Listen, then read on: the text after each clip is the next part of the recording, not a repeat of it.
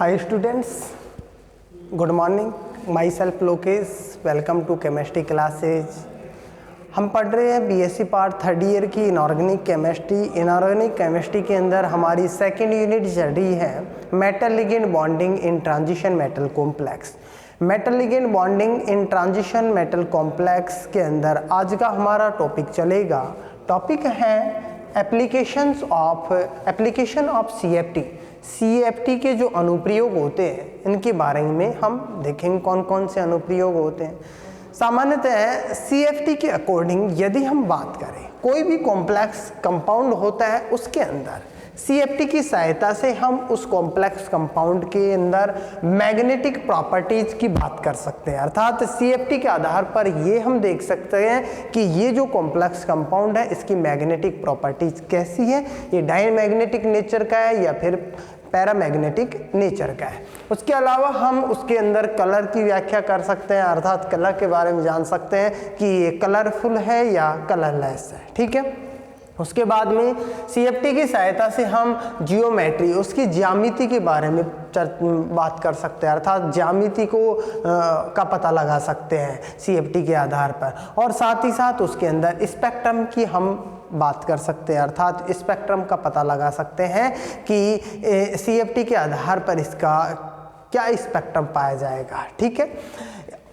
जो magnetic properties, colour, geometry, spectrum आदि गुणों की व्याख्या हम किसके आधार पर कर सकते हैं, CFT के सहायता से कर सकते हैं। देखो हम बात करते हैं मैग्नेटिक प्रॉपर्टीज।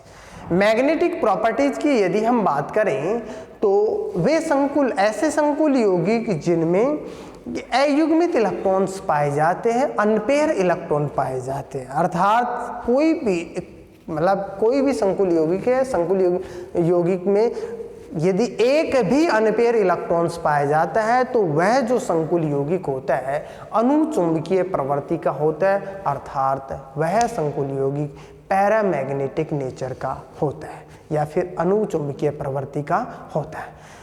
उसके अलावा वे संकुल यौगिक जिनमें एक भी अयुग्मित इलेक्ट्रॉन नहीं पाया जाता है, सभी के सभी जो इलेक्ट्रॉन्स होते हैं युग्मित अवस्था के अंदर पाए जाते हैं, तो वह जो संकुल यौगिक होता है वो डायमैग्नेटिक नेचर का होता है, प्रतिचुंबकीय प्रवृत्ति का होता है। नेक्स्ट देखो हम बात करते हैं magnetic properties of octahedral complex compound.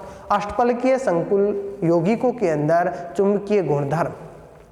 अष्टफलकीय संकुल यौगिकों में इलेक्ट्रॉन का वितरण दो कारकों के ऊपर निर्भर करता है। नंबर 1 की बात करते हैं क्रिस्टल क्षेत्र विभाजन ऊर्जा, अर्थात CFSE या डेल्टा O के ऊपर निर्भर करता है। दूसरा युग्मन ऊर्जा या फिर पेयरिंग एनर्जी या फिर पाई के ऊपर निर्भर करता है। कैसे, यहाँ पर हम दो कंडीशन देखेंगे, दो स्थितियां बनती हैं यहाँ पर। Delta O is greater than pi.